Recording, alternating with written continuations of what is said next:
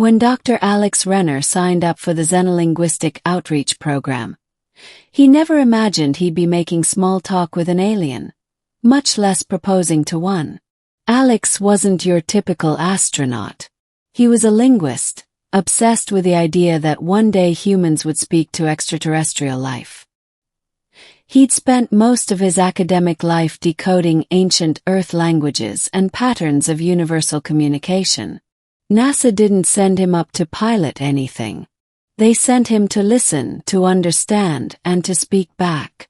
When the first contact beacon from EOS 7 came through, a musical pulse from a star system 34 light-years away, the world held its breath. The message wasn't binary. It wasn't a math equation. It was a tone rich with harmonic complexity and layered over time. Someone or something was singing. Alex led the language response team on the exploratory vessel Odyssey Dawn, which touched down on the twilight side of EOS 7 after 3 years in warp sleep. There, in a crystalline valley of lavender grass and floating rock formations, humanity met the Eosians. They were beautiful in an unearthly way. Humanoid, tall, with shimmering teal skin that glowed faintly with mood fluctuations. Their eyes were pitch black like twin galaxies, and their voices resonated like echoes within echoes.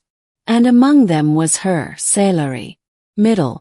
Sailori was a cultural translator for her people, appointed to communicate with the humans.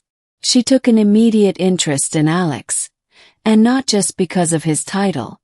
He was patient, he listened, and unlike the other human scientists eager to collect samples and data, he wanted to understand. Their conversations grew in depth over weeks. They started with basic linguistic exchange. Meanings of words, emotional tones, cultural idioms. Then they talked about art, about music, about loneliness, about what it meant to belong somewhere. Sailori told him that Eosians didn't pair off the way humans did, but formed temporary, multi-bonded connections based on emotional resonance. Love to them wasn't a contract. It was an energy, harmony. Still, the more time they spent together, the more Alex began to wonder if something was happening between them, something more than professional diplomacy. He laughed too hard at her jokes. He noticed the way her skin pulsed brighter when they touched fingertips. And one night, as they watched EOS 7's second moon crest the horizon, he asked, "Sailori, do you ever feel like some connections mean more than they should?" She turned to him, her glowing eyes unreadable, then said something in Eosian that his translator couldn't process. She leaned in, resting her forehead gently against his, a sign of intimacy among her kind, and whispered, "You are not bound like your kind pretends to be." Alex knew what she meant. Human love was all rules, rituals, and expectations. Ocean love was real, fluid, aimless. That night something between them shifted. Their bond became the quiet pulse in the background of the mission. Hidden, unspoken, but powerful. Then Earth sent the recall signal. The humans had learned all they needed, for now. The Odyssey Dawn would return in 3 days. The mission was over. Alex felt hollow. He wasn't ready. Not just because of the science, but because of her. He met Sailori that night by the cliffside gardens, under a canopy of bioluminescent vines. "I don't want to go," he said. "Not without you." Sailori tilted her head. "But your species cannot survive here. And mine will not thrive there." "I know," Alex whispered. I wish I could marry someone like you." The words tumbled out before he could stop them. Sailori blinked, then stepped back. "Marry," she repeated, puzzled. "It's a human thing," Alex said quickly. "A lifelong partnership. A promise." She looked at him for a long moment. Then something strange happened. Her skin dimmed to a deep blue. "Brief. You would bind yourself to me, though I am not your kind. He nodded slowly. Then came the unbelievable response. Sailari reached into the air and touched something invisible. A ripple spread outward like a stone in water, and then light. Geometry. From the sky descended a crystalline structure, pulsing with energy. Ocean elders stepped out of it, ancient and glowing. They had been watching. You have invoked the old rites, one elder said in a voice that echoed in Alex's bones. Few from the stars have dared. I didn't mean to, Alex began.